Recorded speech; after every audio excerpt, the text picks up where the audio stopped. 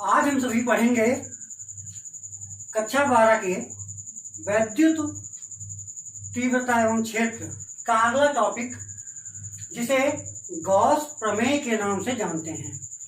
यह बोर्ड इम्तहान का बहुत पूछा जाने वाला महत्वपूर्ण प्रश्न है। हर बार परीक्षा में लगभग यह पूछा जाता है कि गॉस की प्रमेय क्या है, यह कैसे सिद्ध किया जाता है। तो सबसे पहले हम जानते हैं कि गॉस की प्रमेय क्या है या उसका कथन क्या है। तो कथन का मतलब ये होता है कि गॉस प्रमेय कहना क्या चाहता है। इसे वैज्ञानिक गॉस ने डिराइव किया था, जिन्होंने बताया था कि किसी भी बंद पृष्ठ से गुजरने वाला कुल वैद्युत फ्लक्स। अब फ्लक्स का मतलब हम सबसे पहले समझते हैं। फ्लक्स का मतलब होता है, क्योंकि देखते हैं कि वैद्युत बल रेखाएं चारों दिशा में जाती हैं। यदि इनके बीच में कोई एक बद्ध पृष्ठ रख दिया जाए, बाउंड मीडियम रख दिया जाए, तो इस मीडियम से हम देखते हैं कि कितनी वैद्युत बल रेखाएं गुजरती हैं। तो देखिए, इस बाउंड मीडियम से 1, 2, 3 बल रेखा गुजर रही है, अतः हम कह सकते हैं वैद्युत फ्लक्स 3 है। हालांकि बहुत सारी वैद्युत रेखाएं यहाँ से निकलती हैं, तो हम उस तरीके से निकालते हैं, लेकिन उदाहरण के लिए मैंने आपको बताया कि 3 बल रेखाएं निकलती हैं, अर्थात 3 वैद्युत फ्लक्स है। तो गॉस ने बताया था कि किसी परिबद्ध क्षेत्र से गुजरने वाला कुल वैद्युत फ्लक्स Q/ε0 होता है। किसी भी बाउंड मीडियम से जो चारों तरफ से बंद हो, उस मीडियम से गुजरने वाला निर्गत कुल फ्लक्स Q/ε0 के बराबर होता है। अब इसे सिद्ध कैसे किया जाता है यह देखेंगे। तो हम सबसे पहले मानते हैं कि हमारे पास एक बाउंड मीडियम है, गोला है, जिसके अंदर किसी भी स्थान पर Q आवेश उपस्थित है। Q आवेश से कुछ दूरी पर, अथवा कह सकते हैं कि कुछ दूरी पर एक बिंदु क्या है, P है। वह दूरी कितनी है, R है। तो Q आवेश किसी बिंदु पर है जिससे R दूरी पर एक बिंदु P है, जिस पर वैद्युत क्षेत्र की तीव्रता E है, और यह एक अल्पांश क्षेत्रफल है इस पूरे गोले का।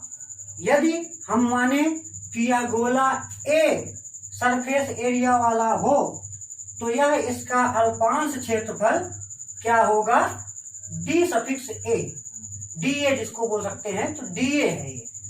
तो इस dA पर हम देख रहे हैं कि किसी पृष्ठ द्वारा किसी बिंदु पर घन कोण आंतरित होता है। तो इस पृष्ठ के द्वारा इस बिंदु पर, ओ बिंदु पर एक घन कोण आरोपित हो रहा है, जिसका कुल मान कितना है, ओमेगा है। तो सबसे पहले हम गॉस की प्रमेय को जब सिद्ध करने जाते हैं, तो सबसे पहले हम यह देखते हैं कि बिंदु Q, जिस पर Q आवेश है, वो बिंदु पर Q आवेश है, यह इस Q के कारण P बिंदु पर कितना वैद्युत क्षेत्र होगा। हम यह पहले भी कर चुके हैं कि किसी बिंदु पर वैद्युत क्षेत्र कुल कैसे निकलता है। तो E बराबर, हम जानते हैं फार्मूला, E बराबर क्या होता है, 1/4πε0 Q/r²। तो इसी तरीके से Q द्वारा प्लस Q आवेश द्वारा बिंदु P पर कुल वैद्युत क्षेत्र कितना होगा, E बराबर 1/4πε0 Q/r²। अब हम देखते हैं क्या कि इस dA द्वारा, अल्पांश क्षेत्रफल के द्वारा, इस बिंदु पर एक घनकोण बन रहा है, और हम जानते हैं घनकोण का सूत्र क्या होता है, क्षेत्रफल बटे त्रिज्या का स्क्वायर। इस चित्र में हमें एक गोला प्राप्त है, तो हम यह कह सकते हैं कि ये इसका पृष्ठ कितना है, a है। तो a अपॉन आर स्क्वायर ये हमारा आना चाहिए घनकोण ओमेगा का मान। तो हम ये मानते हैं कि घनकोण बन किस पर रहा है, a पृष्ठ पर। a का अल्पांश क्षेत्रफल है dA। इस पृष्ठ के द्वारा इस पर घनकोण आंतरित हो रहा है, तो घनकोण का मान कितना हो जाएगा, d ओमेगा बराबर सरफेस एरिया ऑफ dA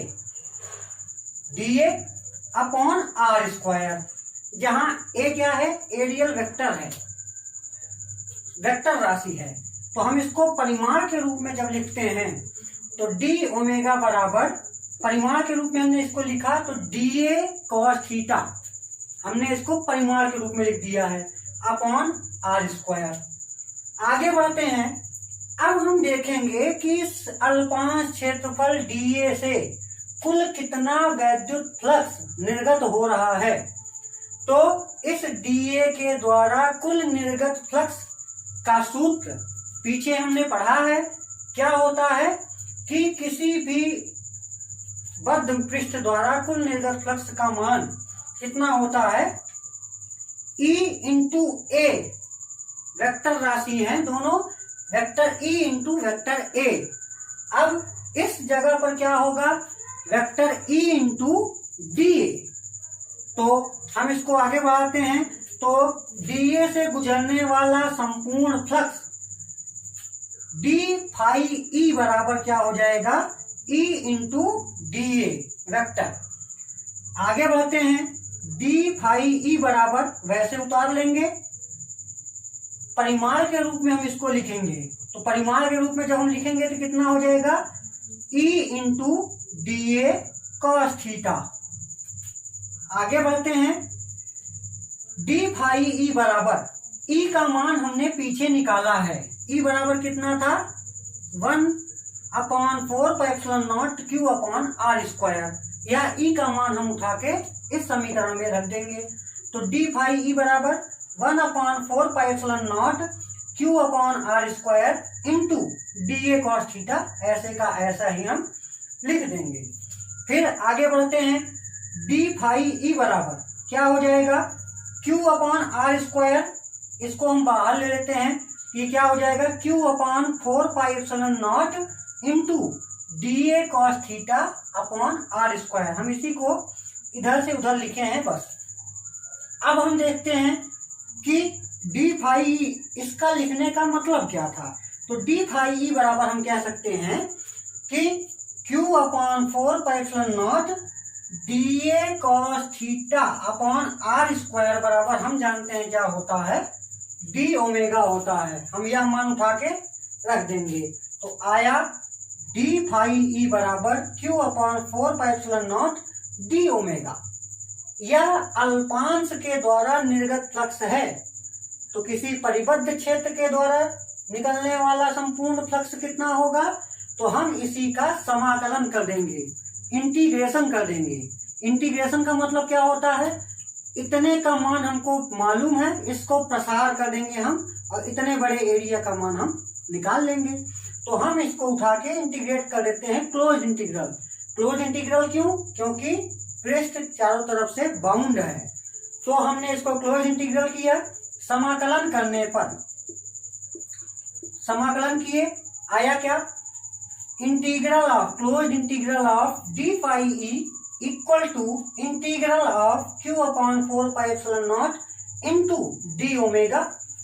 अब Q अपॉन 4πε0 हमारे पास निश्चित है, तो हम इसको उठा के बाहर ले लेंगे। तो d फाई E बराबर कितना होगा, Q upon 4πε0 integral of d omega. अब d फाई E बराबर Q अपॉन 4πε0 d ओमेगा का समाकलन जब हम करते हैं तो जब हम इसका समाकलन करेंगे तो होगा क्या, इसका सरफेस एरिया, ये d ओमेगा है क्या, इस गोले का संपूर्ण पृष्ठ, ठीक।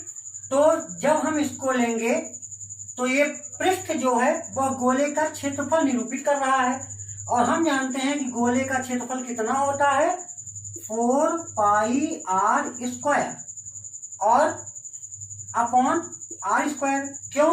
क्योंकि डी ओमेगा बराबर क्या होता था a अपॉन r स्क्वायर। अब a की जगह पे कितना है 4 पाई r square upon r square से r स्क्वायर कट गया। इसका मतलब है कि इसका जो इंटीग्रेशन होगा वह कितना आएगा 4 पाई आएगा। तो डी फाई ई बराबर Q upon 4 pi epsilon naught into integration of D omega equal to कितना हो जाएगा 4 पाई हो जाएगा। हम देख रहे हैं 4 पाई से 4 पाई कैंसिल आउट हो जाएगा, बचा क्या? तो डी फाई ई बराबर क्यू अपॉन एप्सिलॉन नॉट। इसका मतलब है कि किसी भी परिबद्ध क्षेत्रफल से निकलने वाला संपूर्ण निर्गत फ्लक्स किसके बराबर है Q अपॉन एप्सिलॉन नॉट के बराबर है। बस यही गॉस ने हमको यह बताया था कि किसी भी बंद पृष्ठ से निकलने वाला कुल निर्गत फ्लक्स कितना होता है, तो Q अपॉन एप्सिलॉन नॉट के बराबर होता है।